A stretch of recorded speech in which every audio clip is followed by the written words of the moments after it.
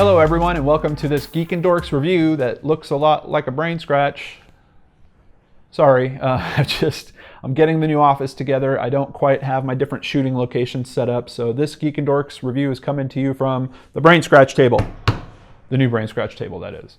Today we're going to be reviewing DreamCatcher, which you can see on Netflix. Now this is a 2015 release, not to be confused with the 2003 release, which is an entirely different DreamCatcher. Apparently it's a horror movie, although there's some aspects of this movie, this 2015 version, that you might think are pretty horrible as well.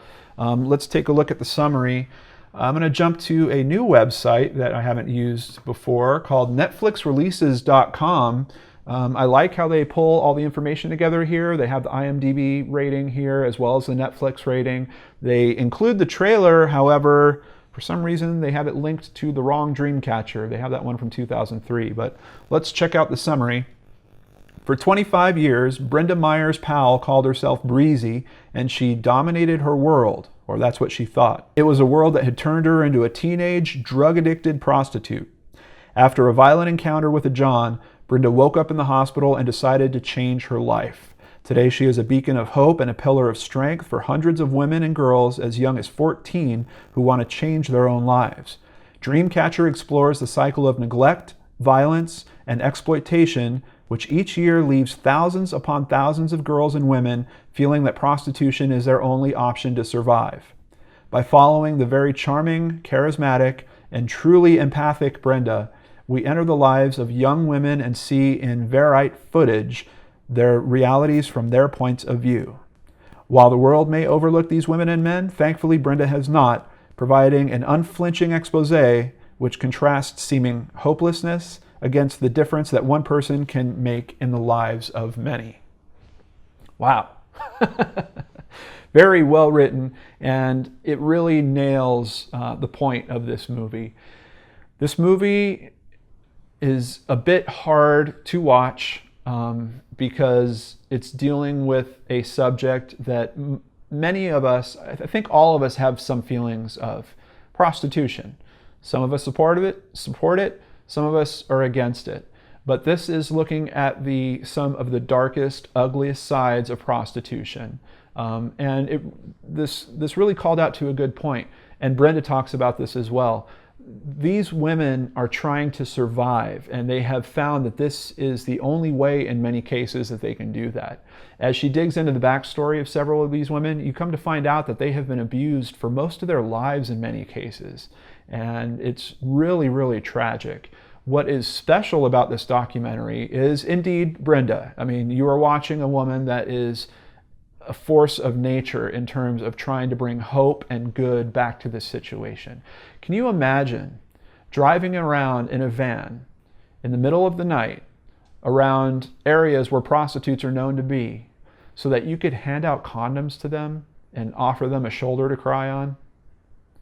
That's a pretty amazing woman, and that is the star of this documentary, Brenda. Outside of that, the stories that are shared, not only by the prostitutes, but Brenda speaks to students as well. She also works with women that are locked up, in many cases for prostitution, and tries to get them to understand that better. The work that this woman is doing is amazing. And it's largely coming from, yes, sharing her own experience, which is much more tragic than this bio actually led on to believe. I mean, her face was very, very beat up. She basically describes it as she was missing a face at the time that John attacked her, and you can see severe scarring around the outsides of her face. It's really, really a tragic thing. But despite all that, she has bounced back. She has put a life together for herself. She just has this wonderfully huge heart, and if there is a beacon of light throughout this whole documentary, it is her, but it's also the conversation that she's allowing. She is not being judgmental. When bad things happen to these girls, or if they make bad decisions, she doesn't write them off or forget about them. She simply tells them, hey, I'm here. I'm just here for when you need me, for when you're ready to take this on, for when you're ready to make a change, I'm here. It's a very strong place to come from. it is the best example of hope that I have seen in cases like this. And I really like that this film challenges the thought for us. It really brings up the thought of prostitutes are people too. These are people that have sometimes faced amazing tragedies in their life, abuse in their life, and despite the fact that they might fit into some cliches of being drug addicts, having those types of problems, and many of us would want to write them off or just look the other way and ignore them, it is amazing to me that Brenda and her DreamCatcher organization are there to keep their eyes open, keep their ears open, and keep their hearts open to these women. It just really touched me in a very special way. Of course, I know I've mentioned in some videos before that in particular for missing people, if the missing person happens to be a prostitute, the case really doesn't get a lot of exposure in terms of media. I don't know if it gets the best treatment in terms of police that are investigating it. And I just wanted to bring up this review this week because Brain Scratch this week is going to be looking at, it's one of the most intense cases that I've actually reviewed in as long as I've done Brain Scratch. And I looked into this case a long time ago, and it still haunts me. I haven't shared it with you guys yet, but on Friday we're going to be getting into the Long Island serial killer case. And to really appreciate that case, you have to allow room in your heart for not writing off these types of people, because many people do, and they just say, well, you know, prostitute deserved it, shouldn't have been doing that, and now they're murdered. Well, it's not quite as simple as that, and this documentary really helps bring that to the forefront. So, according to this NetflixReleases.com page, IMDb rates this a 7. There's that 7 again. I have to agree. I do want to put out the caveat that if you have strong feelings about prostitution, they're going to be challenged by this, and maybe in a good way. You might come out the other end of this documentary feeling a bit different about that lifestyle, about what pulls people into that lifestyle. Maybe you'll have a better understanding that it's not as much of a choice as many of us think it is. It's not always, hey, go get a job at McDonald's instead of being a prostitute. That's not a very realistic thought when you understand the backstory that some of these poor women have gone through.